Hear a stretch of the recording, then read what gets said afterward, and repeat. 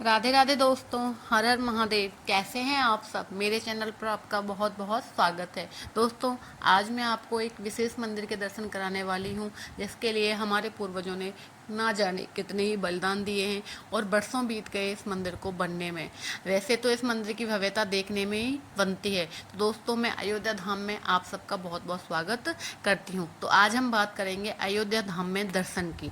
दर्शन के साथ ही मैं यहाँ पर पहुँचने की एंड बाकी सारी आपको संपूर्ण जानकारी दूंगी। तो दोस्तों, आज हम इस भव्य मंदिर की यहाँ होने वाले दर्शनों की एंड उसके साथ ही संपूर्ण बजट की बात करेंगे। तो दोस्तों, इस वीडियो में आज मैं आपको बताऊंगी कि आप यहाँ कैसे पहुँच सकते हैं, होटल धर्मशाला कहाँ लेनी है, उसके क्या रेट्स रहेंगे, अयोध्या दर्शन का सही समय क्या होगा, दर्शन में प्रमुख मंदिर के साथ साथ और कौन कौन से स्थान हैं जहाँ आपको दर्शन करने हैं, खाने पीने की क्या व्यवस्था रहने वाली है, और उसके साथ ही आज आपको बताया जाएगा कि इस सब में आपका कुल कितना खर्च हो सकता है।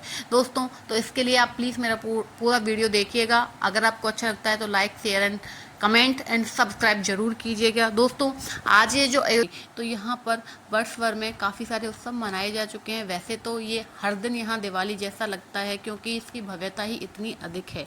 दोस्तों, इसके बाद हम बात करते हैं कि आप यहाँ पर किस प्रकार से पहुँचेंगे। तो यहाँ पहुँचने के लिए दोस्तों, आपके लिए सबसे सरल और सबसे सीधा साधन है ट्रेन। अब बाई ट्रेन अयोध्या पहुँच सकते हैं। अयोध्या में दोस्तों दो दो रेलवे स्टेशन बने हुए हैं। एक तो है अयोध्या कैंट, दूसरा है अयोध्या धाम। दोस्तों, ये जो अयोध्या धाम रेलवे स्टेशन है, ये बिल्कुल राम मंदिर के थीम पर ही बना हुआ है और बहुत अच्छे से इसे अभी भी सजाया गया है। तो दोस्तों, आप इन दोनों में से किसी के माध्यम से भी आ सकते हैं। अयोध्या धाम रेलवे स्टेशन की दूरी मंदिर से लगभग 3 से 4 किलोमीटर है और अयोध्या जो कैंट है, अयोध्या छावनी है, उसकी दूरी मंदिर से लगभग 10 किलोमीटर है। आपको वहाँ से भी ऑटो, टैक्सी आदि सब मिल जाएंगे। यदि आप बाई बस आना चाहते हैं तो आप बाई बस भी आ सकते हैं, क्योंकि यहाँ पर बस स्टैंड भी है और आसपास के स्टेट से यहाँ डायरेक्ट बसें आती हैं। यदि दोस्तों आप बाई प्लेन आना चाहते हैं तो आप बाई प्लेन भी आ सकते हैं।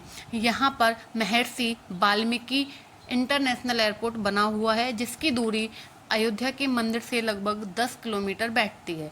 यदि आप बाई प्लेन आना चाहते हैं तो आप आ सकते हैं और फिर वहाँ से बस के माध्यम से, ऑटो, टैक्सी, कार के माध्यम से आ सकते हैं। यदि आप अपनी कार से आना चाहते हैं तो भी आप आ सकते हैं, क्योंकि यहाँ पर पार्किंग की भी अच्छी सुविधा है। अब बात करते हैं रहने की। दोस्तों, वैसे तो यहाँ रहने की कोई समस्या नहीं है, क्योंकि यहाँ पर हर घर में, लगभग हर घर में होम स्टे बने हुए हैं। उसके साथ में ही यहाँ पर काफ़ी सारे होटल्स भी हैं, काफ़ी सारी यहाँ धर्मशालाएं हैं। आप पूरे अयोध्या में कहीं पे भी होटल, धर्मशाला या होम स्टे ले सकते हैं।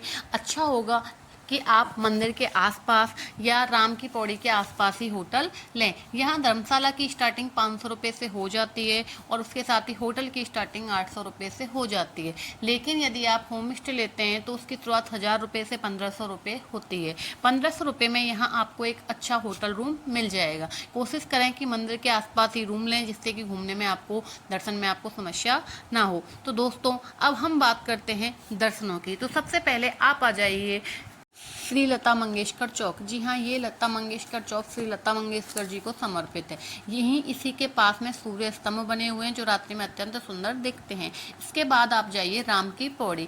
यहाँ पर आप सरयू जी में स्नान कर सकते हैं। यहीं पर जो दीपों की दीपावली है वो बनाई जाती है। और दोस्तों, यहीं पे होता है नाइट में लेजर एंड लाइट शो, आप चाहें तो वो भी देख सकते हैं। इसके साथ में ही आप सरयू जी की परिक्रमा कर सकते हैं बाई बोट। यहाँ पर आपको बोटिंग भी करने को मिल जाती है। यदि आप स्नान करना चाहते हैं तो आप सरयू में भी स्नान कर सकते हैं। आप चाहें तो यहाँ जो नया घाट बना हुआ है वहाँ पर भी स्नान कर सकते हैं।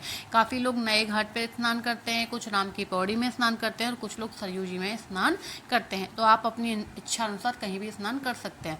इसके बाद दोस्तों, हम जाएंगे हमारे श्री राम जी के इष्ट श्री नागेश्वर नाथ मंदिर में। ये जो मंदिर है, ये शिव जी का मंदिर है और ये बहुत ही भव्य अलौकिक मंदिर है। यदि आप सरयू जी में स्नान करते हैं तो इसके बाद इस मंदिर में आना बहुत शुभ माना जाता है और कहते हैं कि ये हर फल को देने वाला माना जाता है। तो आप यहाँ पर दर्शन करने अवश्य आएँ। इसके बाद आप वापस आ जाइए लता मंगेशकर चौक पे, क्योंकि हम जाएंगे हनुमानगढ़ी। दोस्तों, अयोध्या जी की बात करें तो अभी भी अयोध्या एक नई दुल्हन के समान बनी हुई है और रात्रि में ये देखने में ऐसा लगता है जैसे हर दिन यहाँ मानो दिवाली मनाई जा रही है।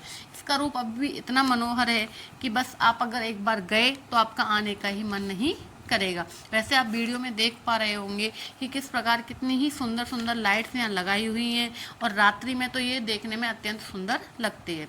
तो दोस्तों अब हम पहुंच चुके हैं हनुमानगढ़ी टेम्पल।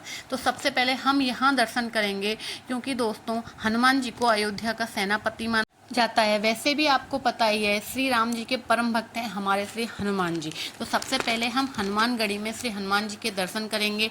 यहाँ पर आपको लाइन में लग के दर्शन करना है।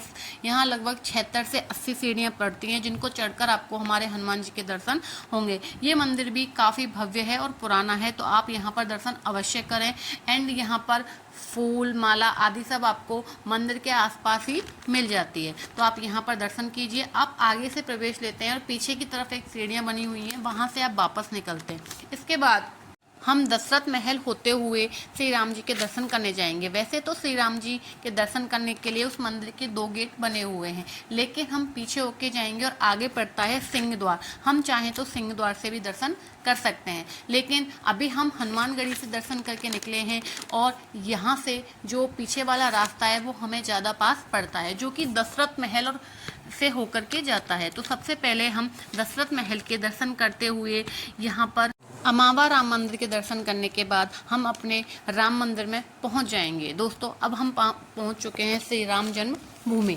दोस्तों यहाँ पर 2 लाइनें लगी रहती हैं। यदि आपके पास कोई सामान नहीं है और मोबाइल वगैरह नहीं है तो ये जो भगवा कलर की लाइन आपको दिख रही है, आप डायरेक्ट इसमें होके जा सकते हैं और आप मंदिर में प्रवेश कर जाएंगे। यदि आपके पास सामान है, आपने चप्पल जूते पहने हुए हैं, तो आपको दूसरी वाली लाइन में होकर जाना पड़ेगा। इसके बाद आगे गेट के आसपास जाकर आपका सामान स्कैन होता है, उसके बाद आपको अंदर जाने को मिल जाता है। उसके बाद में ही दोस्तों यहाँ पर चप्पल जूते का स्टैंड भी बना हुआ है। यदि आपको सामान लेके आए हो तो आप लॉकर में अपना सामान भी रख सकते हो।